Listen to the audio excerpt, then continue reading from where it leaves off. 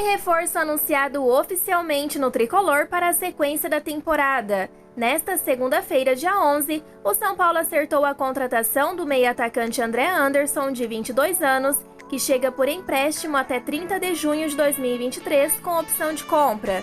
O jogador estava na Lazio, acumula convocações para as seleções de base do Brasil e da Itália e reforçará o elenco comandado pelo técnico Rogério Ceni. O atleta já está na capital paulista, realizou os exames médicos e conheceu a estrutura do CT da Barra Funda. Falando sobre a carreira dele, é natural de Maracaí, no interior de São Paulo. André Anderson iniciou sua trajetória no futsal do Santos. Do salão, migrou para o futebol de campo e passou por todas as categorias de base do clube. Em 2016, foi o artilheiro da equipe santista no Campeonato Paulista Sub-17, com 15 gols, e foi convocado para defender a seleção brasileira Sub-18 naquele ano. Após a formação no Santos, o atleta despertou o interesse do futebol europeu e seguiu para a Lazio, que o emprestou para a Salernitana da Itália, de 2018 a 2019, para adquirir experiência. Com boas atuações, o meio-atacante ítalo-brasileiro foi dos destaques do time e acabou convocado para a seleção italiana Sub-20 em 2019. Depois da passagem positiva pelo Salernitana, André Anderson voltou para a Lazio, onde foi campeão da Supercopa Italiana em 2019. Na temporada 2020-21, o meio-atacante foi emprestado novamente para a Salernitana e foi decisivo na campanha que rendeu acesso para a Série A do Campeonato Italiano, com gols e assistências. Antes de chegar ao tricolor, o jogador estava na Lazio para a disputa da atual temporada. Fala, torcida do Tricolor, aqui quem fala é o André Anderson, já estou aqui no CT da Barra Funda, momento mágico na minha vida, contente, feliz e ansioso para ver o Morumbi lotado e dar muita alegria para essa torcida, tá bom? Deus abençoe, muito obrigado, tchau, tchau. Segundo informações do GE, o São Paulo corre contra o tempo para tentar fechar a contratação do zagueiro Igor Rabelo e tem conversado nos últimos dias com o Atlético Mineiro para definir uma maneira de viabilizar o negócio. A janela de transferências deste primeiro semestre se encerra na terça-feira. Há um sinal verde por parte do jogador para a transferência se consumar nos próximos dias.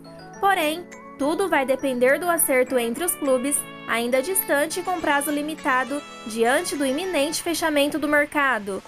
O diálogo atualmente se encontra sobre como o negócio pode ser costurado até terça-feira.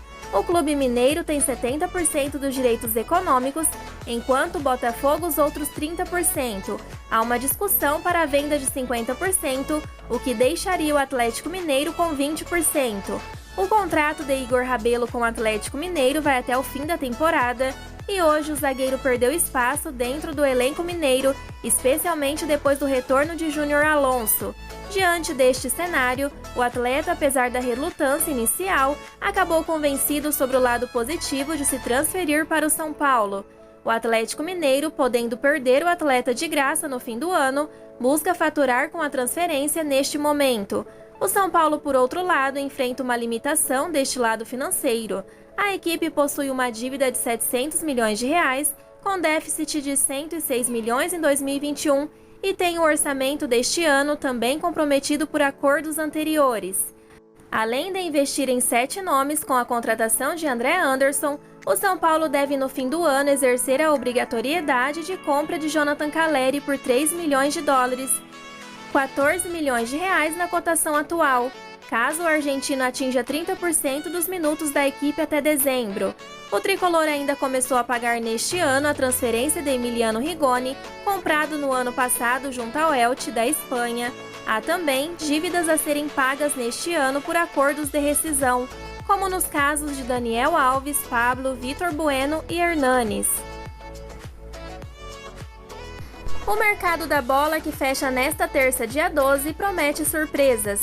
Em apurações do Bola VIP, o São Paulo está monitorando a situação de 3 jogadores do Flamengo a pedido de Rogério Ceni. Everton Ribeiro, Diego Ribas e Diego Alves são jogadores que entraram no radar. A ideia seria fazer uma proposta apenas em caso de rescisão ou liberação do Flamengo. A torcida tricolor paulista reagiu à informação com sentimentos divididos. Alguns estão bem otimistas com a possível chegada dos atletas, outros nem tanto. Visando lucrar com negociações de atletas revelados no clube, o São Paulo está de olho em possíveis negociações. O Internacional tem um alvo de última hora para o ataque. Trata-se de Brenner, de 22 anos, que defende o FC Cincinnati dos Estados Unidos. Formado no São Paulo, ele pode completar a relação de contratações que o clube gaúcho pretende efetuar até amanhã, dia 12. Será nesta terça que a janela de transferências irá se fechar. E para ganhar novas opções, o time de Porto Alegre busca finalizar acordos e o ataque é a posição prioritária. Brenner foi comprado pelo FC Cincinnati em fevereiro de 2021 por 13 milhões de dólares, 61 milhões de reais na cotação atual. Por lá fez 8 gols e deu uma assistência em 33 jogos na primeira temporada e agora tem 4 partidas sem gols ou assistências neste ano. Seu clube não vive grande momento, ocupando a 11ª posição na Conferência Leste da MLS, fora da zona de classificação para os playoffs. O baixo aproveitamento do jogador é que motiva a investida colorada, que já tentou outros reforços da MLS recentemente, porém não teve sucesso. Brenner perdeu parte da pré-temporada do FC Cincinnati em razão de um problema nas costas, mas já está recuperado. Sua última partida ocorreu no dia 2 de abril. Ele esteve em campo por 29 minutos e sua equipe perdeu por 4-3. Para ter o jogador, o Inter precisa finalizar o acordo e acelerar o processo de documentação. A goleada do São Paulo por 4-0 sobre o Atlético Paranaense na noite de domingo, dia 10, no Morumbi, pelo Brasileirão, não foi apenas uma boa estreia, marcou a melhor delas no século para o tricolor paulista. O time comandado por Rogério Ceni fez o que nenhum outro São Paulo havia feito desde 1999, quando o time dirigido por Paulo César Carpegiani venceu por 5-1 o Atlético Mineiro, gols de França, Souza, Emerson Sheik e Marcelinho Paraíba, além de um tento contra. Aquele time, que tinha Rogério Ceni como goleiro, foi o único desde então que venceu por 4 gols de diferença em uma estreia no principal torneio nacional. Naquele ano, o tricolor caiu na semifinal contra o Corinthians, que ficaria com o título. Nem mesmo nos anos em que se sagrou campeão brasileiro por 3 vezes consecutivas, entre 2006 e 2008, o tricolor paulista iniciou tão bem a disputa do Brasileirão. E o mérito vai totalmente para Caleri, que fez 3 gols. E por falar em Caleri, nosso grande artilheiro, os advogados do São Paulo tentam costurar um acordo com a Procuradoria do TJD paulista para que o atacante não seja julgado por ter derrubado o telefone celular de um garoto após a final do Paulista há 10 dias. A proposta é de pagamento de multa que poderia ser convertida na compra de cestas básicas e a compra de um novo telefone para o menino. A Procuradoria ainda estuda a possibilidade. O acordo precisa ser aceito antes do julgamento, marcado para a tarde desta terça-feira, e aprovado pelo auditor relator do caso para ter validade. Se acontecer, Caleri se livra do risco de uma suspensão que pode chegar a 6 partidas. Essa pena, porém, não será cumprida no Brasileiro, mas sim no próximo Campeonato Paulista. O jogador se arrependeu e pediu diversas vezes desculpas pelo ocorrido. Além de ter começado o Campeonato Brasileiro super bem, outra modalidade do São Paulo tem chamado a atenção. O tricolor é campeão da Basketball Champions League Américas. No sábado, dia 9, o tricolor bateu o Biguá do Uruguai por 98-84 na Arena Carioca 1, coroando uma campanha de 100% de aproveitamento na competição. Esta é a primeira vez na história que o clube é campeão de um torneio internacional na modalidade. A conquista ainda garante vaga no Mundial de Clubes, que será disputado em 2023.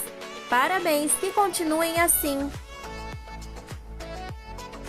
Essas foram as notícias de hoje do nosso Tricolor Paulista. As atualizações do nosso clube querido são feitas com muita dedicação, então não esqueçam de curtir, se inscrever no canal e ativar o sino para receber as notícias diariamente. Aproveito para convidá-los a conhecer meu segundo canal, Tami SPFC, com as rapidinhas do nosso Tricolor. E já sabem, né? O nosso encontro é aqui no YouTube no próximo vídeo. Fiquem com Deus e até mais!